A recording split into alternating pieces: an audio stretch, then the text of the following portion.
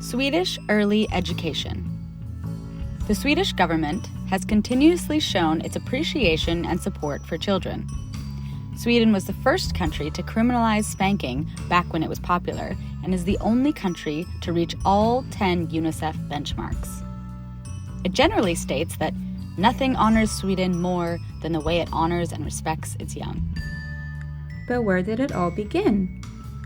The Swedish educational system started as a poverty relief for poor households and mothers who worked outside the home, and were first introduced as childcare centers. The first kindergarten as we know it was founded in 1890 and based its educational program on the German pedagogue Friedrich Fröbel and emphasized children's play. It was viewed as inexpensive childcare and family support, and was directly linked to the needs of the labor market, until a government commission concluded that all children could benefit from early education. Child care centers were reintroduced as preschool and had a set curriculum and guidelines published in August 1998 and known as LPFO 98. The curriculum was formed based on the Convention on the Rights of the Child. It was revised in 2010, emphasizing early mathematics, emergent literacy, science, and technology. The purpose of preschool, as described by the National Agency for Education, is to support and encourage children's development and learning and help them grow up under conditions that are conducive to their well-being. To make it possible for parents to combine parenthood with employment and/or studies.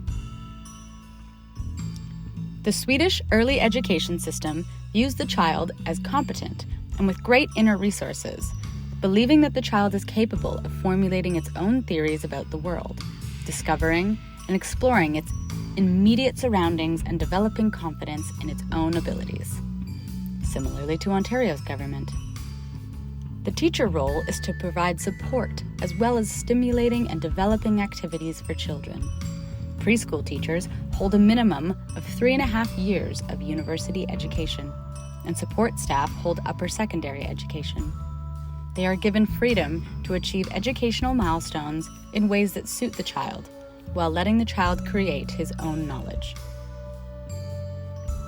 The value of Sweden's early education include democratic models, inclusion, equality, and solidarity, self-esteem, and independence,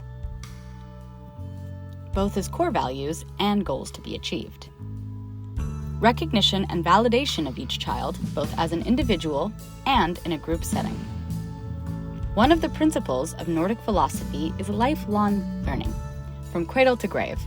Preschool goals is to promote a lifelong desire to learn.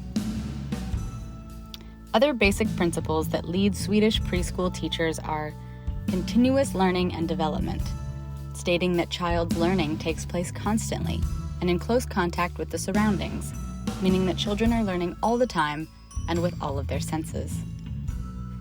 Play and theme-oriented ways of working provides children with opportunities to experience and construct their outer and inner worlds, and to understand interrelationship contexts.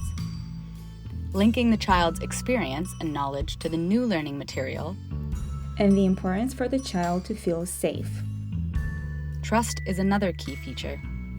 Both trust in the educator to achieve said goals and in the child's ability to construct its learning. Unlike elect principles, there is no planned program for learning. The curriculum describes goals as to be aimed for and not necessarily achieved in terms of individual development and learning of the child. It's about the journey, not the destination. The preschool system is based on a holistic approach in which education interacts with nutrition, healthcare, social care, and child protection. It is child-centered. The environment closely resembles a home environment with soft lighting, plants, flowers, and clean walls. Children are placed in mixed age groups, 1 to 3 and 3 to 6 years, giving them the opportunity to learn from each other and find playmates of different ages and levels of development.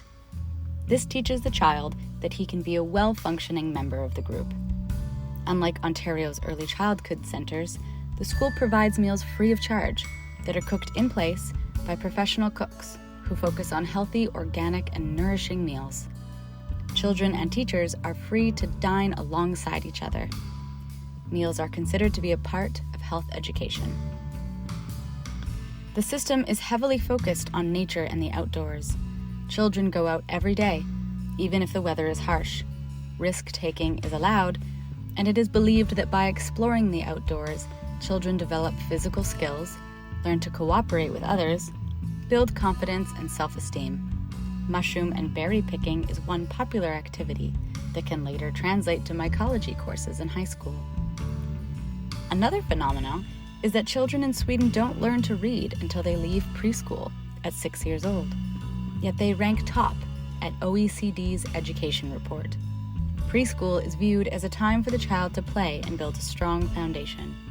Parents in Sweden tend not to compare their child's academic achievements in the early years, but their ability to play well with others, swim, which is part of the curriculum, and their kids' general level of happiness.